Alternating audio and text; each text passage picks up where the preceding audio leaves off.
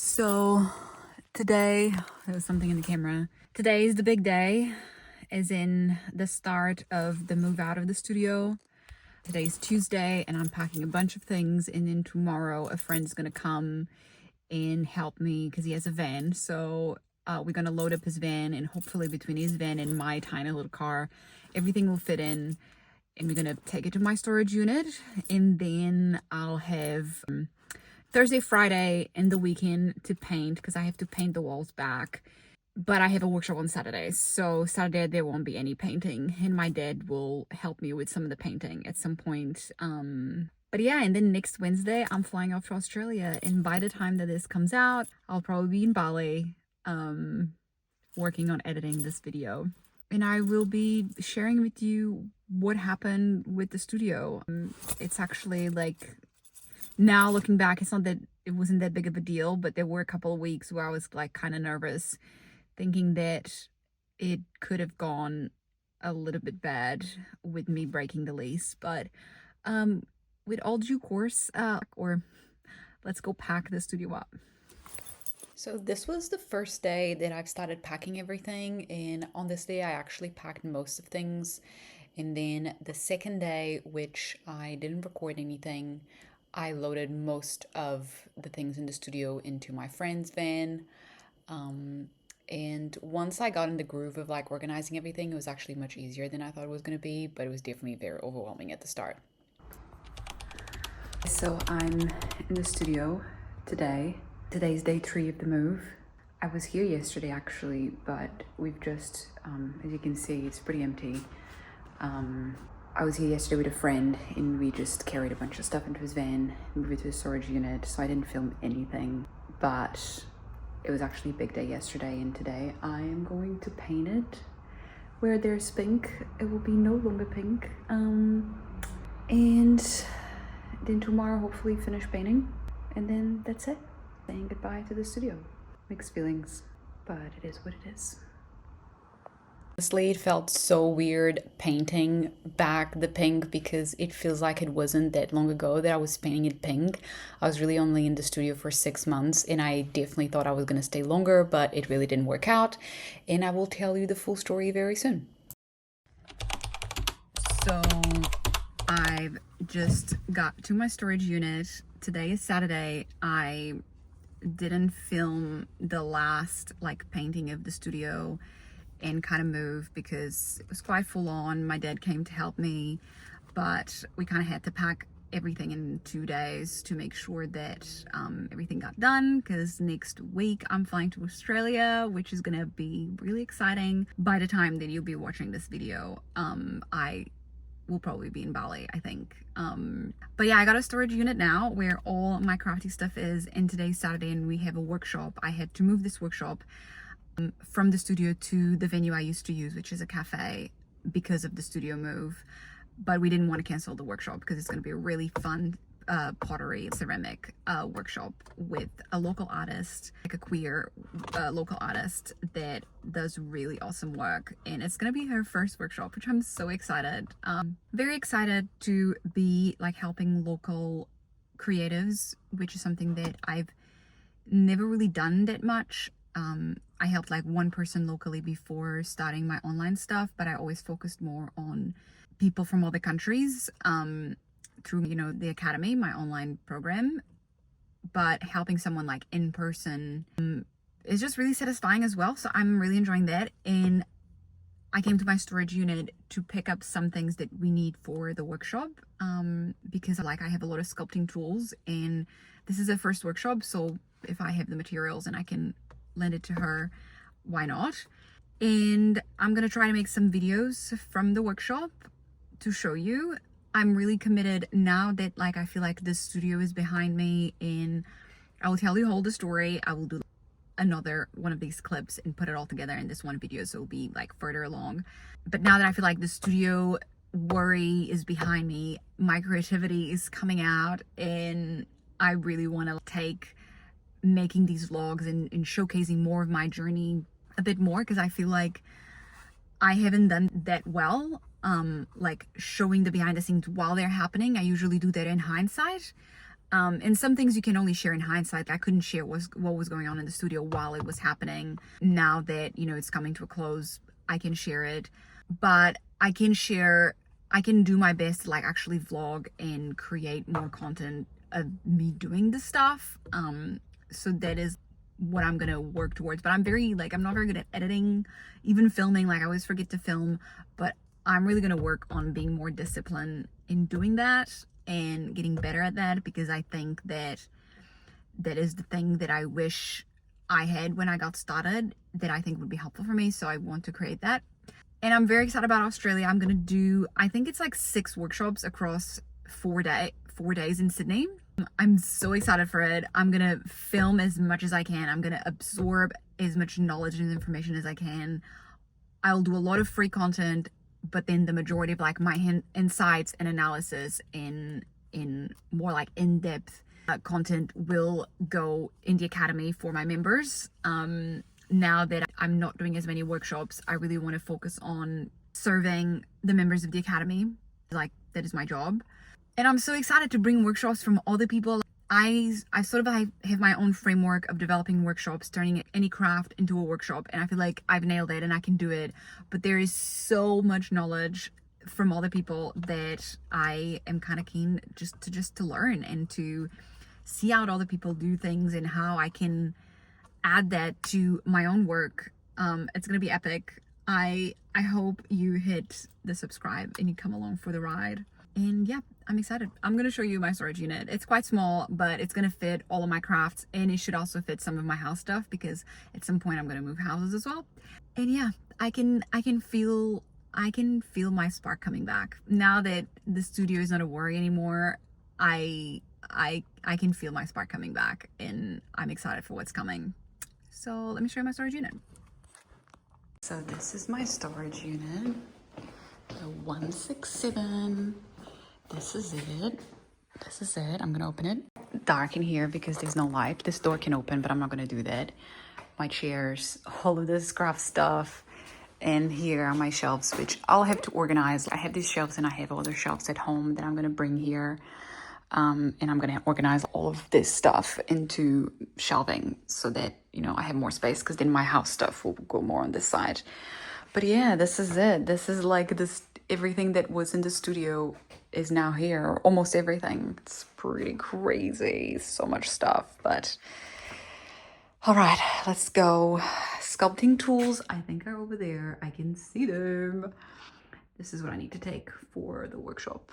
So let's go. If you are new here and you don't know the studio context of what my journey has been like and how I opened the studio, I basically started hosting workshops over 2 years ago now. And for the first year and a half, I was just using other people's spaces and renting venues or collaborating with venues. And then at the start of this year, 2025, I found what I thought it was like the perfect space, because it was like shared with other people. The rent was affordable. The space wasn't too big, but it also wasn't too small. I could fit 16 people in it, and had like storage for all my stuff. And they let me paint the walls pink. And it was like, I felt that it was the perfect place to open the studio. And because I was sharing like this big warehouse with the owners that bought the building, um, it made it much more flexible and affordable. And so they didn't want to, lock me in very strictly for years, which is usually, that was my biggest fear with the lease, is locking an expensive place for 2 years is the minimum. Sometimes they even want to like lock you in for 5. And I was kind of scared of that. So when this place popped up, I thought, and it was perfect. So I signed on the lease. I worked on setting it all up. We painted the walls pink. My dad created these tables. I bought chairs. There was like, storage place, and I got some shelves. Everything was kind of like, getting along. I was doing workshops in the space. But around the same time that I opened the space, I also needed to have some surgeries because I have this condition. And so that was unexpected, and it definitely complicated me being able to grow my workshop business, because I first needed one surgery and then I needed a second surgery. I ended up having a third surgery, and it kind of like disrupted completely my life. And I realized, right after opening the studio, that actually I don't have I don't have it in me to grow two businesses at the same time, because I had my workshop business and my online business. And so I decided to take it chill. And even though the purpose of the studio is meant to grow the business, I accepted my fate of I actually don't have the capability to grow this workshop business right now. So I accepted that. And in March, I booked a trip to go to Peru.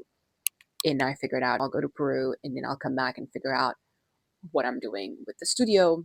And so I came back from Peru at the end of June, and I started thinking about what are ways that I can use this space, that it's not just for workshops, that I can justify the lease. And one of the things was using the space more for my online studio in terms of recording and doing almost like as an office. And then the other kind of idea I had was to bring someone else to share the studio with me. So not necessarily as a business partner, but someone who wants to run their own workshops and want to like share the space. And so I took all those ideas to my landlord.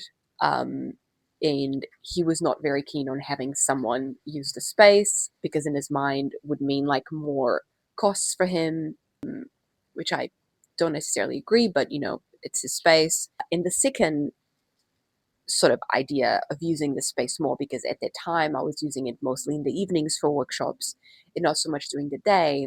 And for me to be able to use the space more during the day, it became a bit of an issue, because um, my landlord was living in the building, and his room was right next to my room, and it didn't have like a proper separation.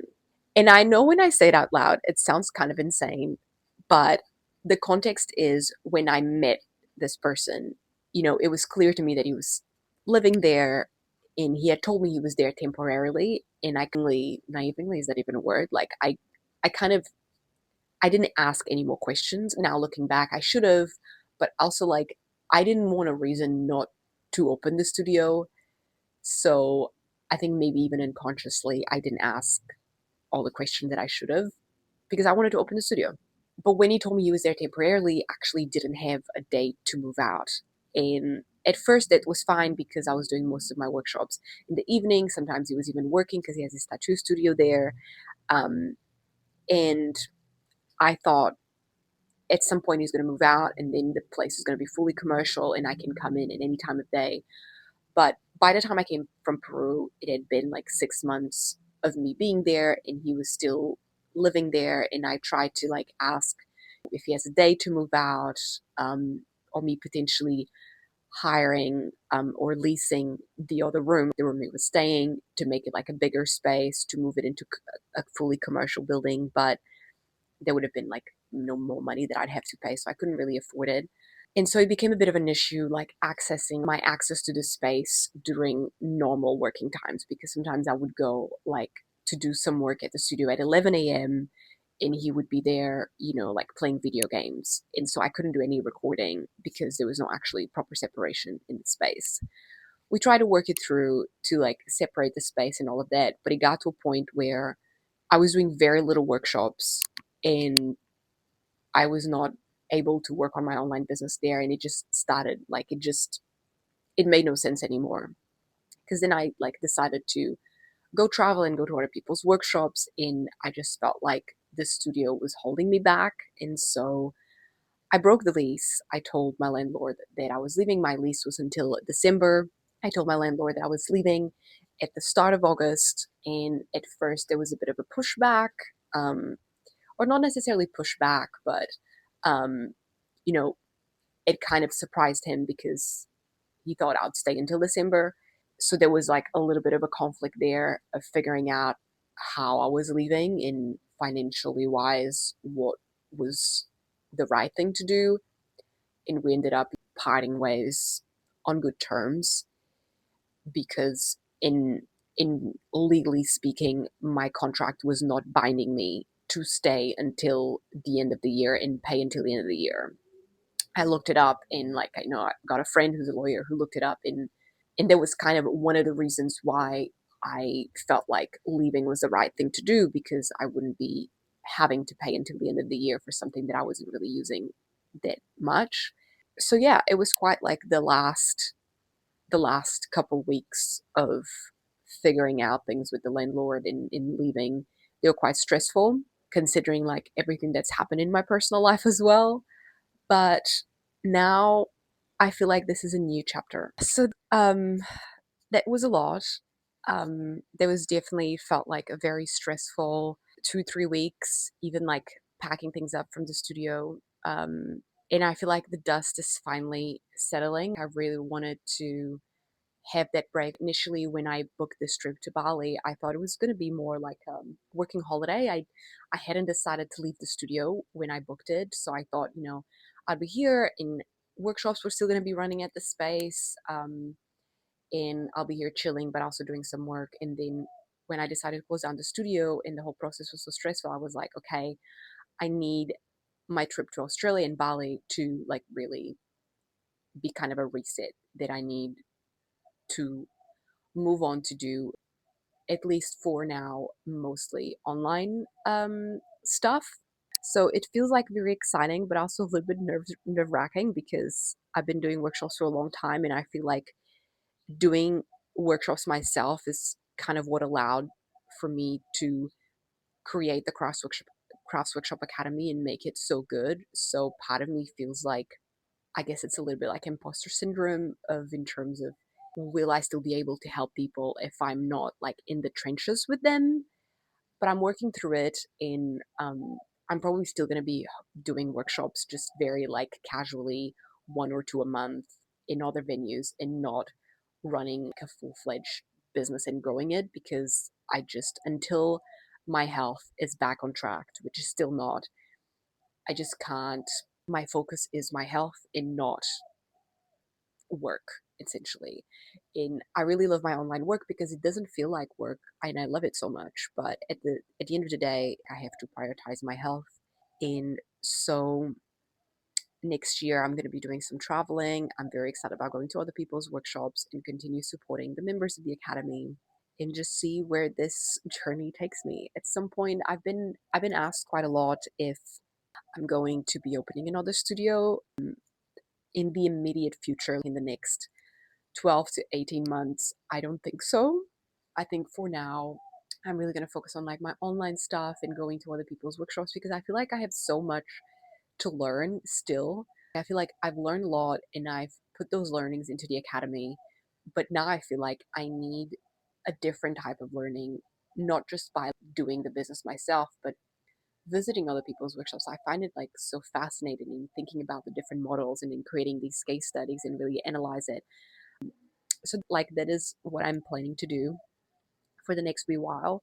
I think at some point I would like to open a studio, but especially with like all this information, looking at crocked studios in Australia, that like it was so inspiring. I would love to set up something like that, but not just for pottery, for like all types of crafts. Maybe even have like a cafe attached to it. That kind of has always been the dream. But at the moment, I am just like in learning mode and channeling all that learning into the academy. And like I'm now that the studio is behind me, I'm already having a lot of fun, and I think next year is going to be epic. And hopefully, like my body recovers from a very stressful, I guess, couple years, if I really am honest. And hopefully, you stay around and you come for the journey. Thank you so much for being here. Bye.